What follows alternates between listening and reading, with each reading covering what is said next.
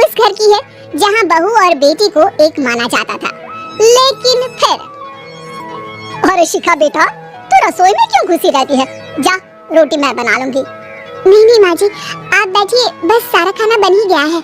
श्वेता को बोल देती हूँ, वो खाना लगा देगी सबका। सॉरी भाभी, मेरे पास वक्त नहीं है। माँ, मुझे पैसे देना, पार्लर जाना है। हाँ हाँ चली जाना, भाभी को भी ले जाना। वो भी जाने को बोल रही थी पार्लर, और पहले ना मदद कर दे उसके खाना लगाने में। देख माँ, वो बहू है, उसे बहू रहने देना। इतना सर पर मत चढ़ा भाभी को। श्वेता, ज्यादा मत बोला कर।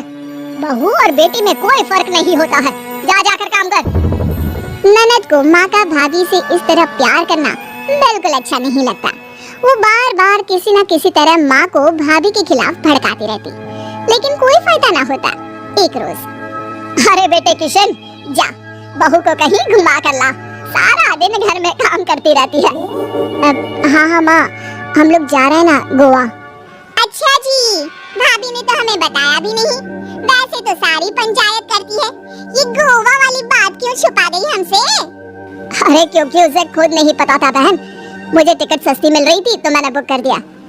हाँ शिखा, पैकिंग कर ले, संडे हम जा रहे हैं गोवा। दोपहर में शिखा पैकिंग कर रही थी कि सास आ जाती है। ये क्या बहू, साड़ियाँ? अरे गोवा जा रही है घूमने या फिर शादी में मायके हैं? माँ जी, ऐसा कुछ है ही नहीं, समझ में नहीं आ रहा क्या रखूं कपड़े में। अरे तेरी और श्वेता की साइज तो एक ही है, उसके कुछ मॉडर्न कपड़े ले ले, आकर लौटा देना। हाँ माँ जी, ये ठीक रहेगा। शिखा श्वेता के पास जाती है और उससे कपड़े मांगती है। ना जी ना, मैं अपने कपड़े ना दूं, वैसे भी फैल जाएंगे मेरे कपड़े, बहुत महंगे वाले हैं। शिखा मुंह लटकाकर कमरे में आ जाती है तो सास कहती है, चल तैयार हो जा, तुझे मैं शॉपिंग करा कर लाती हूँ गोवा की। बस फिर क्या था, सास बहू निकल जाते हैं मार्केट और एक से बढ़कर एक ड्रेस खरीद कर घर आते हैं। पहले बता देती कि नए कपड़े दिलाने वाली है भाभी को, तो मैं अपने ही दे देती ना भाभी को, मुझे दिला देती नए कपड़े। देख श्वेता, परिवार का मतलब सबके साथ रहना होता है, ना कि सिर्फ अपना सोचना। वैसे भी तुझे अच्छे संस्कार सीखने चाहिए। और रही बात कपड़ों की, तो शिखा, आज से घर पर भी तू मॉडर्न कपड़े ही पहनेगी, कोई जरूरत नहीं है ये साड़ी वाड़ी लपेटने की। अब क्या था, घर पर श्वेता और शिखा एक जैसे रहते। एक बार पड़ोसन आती है। अरे बेटा, अपनी माँ को तो बुलाना, जरा बात करनी है। शिखा सास को बताती है और रसोई में चली जाती है। ये आपकी बेटी बहुत बड़ी हो गई है, इसके लिए एक रिश्ता है, कहो तो बता दूं। ये बेटी नहीं बहू है, घर में सब एक जैसा ही रहता है। वैसे मेरी बेटी भी बड़ी हो गई है, कोई रिश्ता हो तो जरूर बताना। पड़ोसन रिश्ता लेकर उन लोगों के घर आती है। तब श्वेता की होने वाली सास कहती है, तो ये घर है, कितने मंजिल का है? और ये बहू ने आपकी क्या पहन रखा है, जीन्स टॉप? अरे भाई, साड़ी वाड़ी नहीं है क्या इसके पास? देखिए, सर्दी है तो साड़ी में बहू कैसे मैनेज करती, वैसे पहनती है साड़ी भी। देखिए, हम लोग ठहरे पैसे वाले लोग, कोई कमी नहीं है हम लोगों के पास पैसों की, बहुत पैसे हैं, जमीन, नौकर, चाकर, कार, सब कुछ है, लेकिन घर में संस्कारी बहू चाहिए। समझ रही है ना आप? सास कुछ कहती कि श्वेता बोल पड़ती है, हाय रे, नौकर चाकर से लेकर जमीन, कार, पैसा, हाँ मुझे रिश्ता मंजूर है मुझे। अरे रुक जा श्वेता, मैं बात कर रही हूँ ना। देखिए, हम लोगों के घर इतनी आजादी नहीं मिलेगी। अरे हाँ कर देना माँ, हाँ कर दे जल्दी से। सास क्या करती, बेटी की शादी ऐसे घर में कर देती है जहाँ ना उनके विचार मिलते हैं और ना ही आचार। शादी के बाद एक रोज फोन पर, श्वेता बेटा एक बार घर आ जा, बहुत दिल करता है तुझे देखने का। माँ वो घर पर बहुत काम होता है, कैसे आऊँ? बड़ा घर है, लेकिन आने जाने वालों की लाइन ही लगी रहती है। बेटा मैं तो जानती थी उस घर का हाल, लेकिन तू ही नहीं मान रही थी। माँ देख, हर घर का यही हाल है, तेरी बेटी को यहाँ घूंघट हटाने की परमिशन नहीं है और एक तरफ भाभी स्कर्ट पहनकर घूम रही है। बेटा मुझे क्या पता था कि मेरी बेटी को ससुराल के नाम पर पिंजरा मिल जाएगा।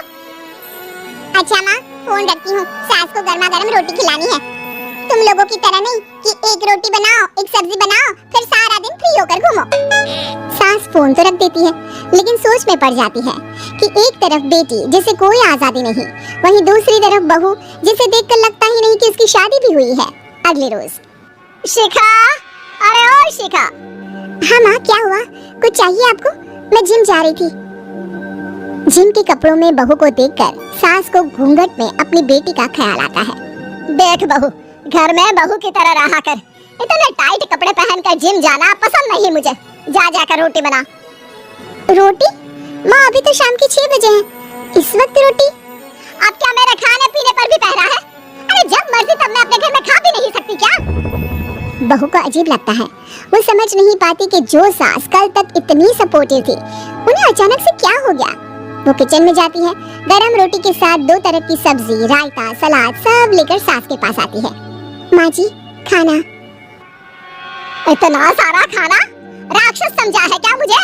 रोटी मांगी थी मैंने गर्मा गरम बस। पर माँ जी, रोटी खाती किससे आप? सब्जी तो बनानी थी ना। अरे भूख मर गई मेरी तेरी बहस से। जा जाकर काम कर अंदर, पूरी रसोई साफ कर। बहू अंदर चली जाती है। थोड़ी देर में श्वेता घर आती है। अरे शिखा, जल्दी से चाय ला, पकवान बना, मेरी बेटी आई है। अरे नहीं नहीं माँ, ड्राइवर बाहर खड़ा है। मैं तो घर का कोई सामान खरीदने के बहाने यहाँ आ गई हूँ। मुझे जाना होगा। अरे बेटा, पर कितने दिनों बाद देख रही हूँ तुझे। रहने आ जाना 2-4 दिन के लिए। आ जाऊंगी माँ, जब मेरी सास मरेगी तब। मैं तो रोज मन्नत मानती हूँ कि मेरी सास मर जाए तो अच्छा है। अच्छा चल, जा रही हूँ माँ। हे भगवान, कैसे कैसे दिन देखने पड़ रहे हैं मेरी बेटी को। सास अंदर जाती है, जहाँ श्वेता की जिम वाली सहेली का फोन आया होता है। क्या बात है, आज जिम नहीं आई? अरे पता नहीं यार, आज माँ को क्या हो गया अचानक। पर खैर कोई नहीं, लगता नहीं कि मैं अब जिम आ पाऊंगी। शिखा स्पीकर पर बात कर रही थी, जिसे सास सुन रही थी। यार ये सास ना होती ही ऐसी है। मैं तो कहती हूँ बुढ़िया जल्दी मरे और तू आराम से जिए। शिखा को सहेली की बात पर गुस्सा आ जाता है। माँ के मरने की कौन सा बच्चा दुआ मांगता है मोहिनी? आगे से ऐसी बात मेरे सामने मत करना। हमारे घर की शोभा ही माँ है। क्या हुआ जो थोड़ी शक्ति दिखा रही है? उसमें भी कोई ना कोई उनकी भलाई ही होगी। मैं तो कहती हूँ भगवान मेरे जैसी सास सबको दे, जो सिर्फ माँ की तरह है। सास वाली तो कोई बात ही नहीं है उनमें। सास ये बात सुन रही थी। उनकी आंख में आंसू आ जाते हैं कि क्यों वो बेटी की किस्मत में बहू को भी भागीदार बना रही थी। शिखा, अरे ओ शिखा, क्या हो गया? जिम नहीं जाना क्या?